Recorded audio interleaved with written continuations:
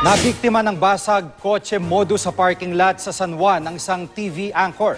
Ilang metro lang ang layo nito sa istasyon ng pulis. Nakatutok si Steve Dailisan.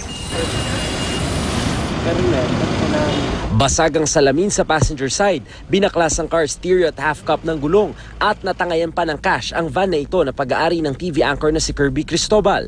Alas 11 kagabi nang iparada ito sa pay parking lot sa San Juan.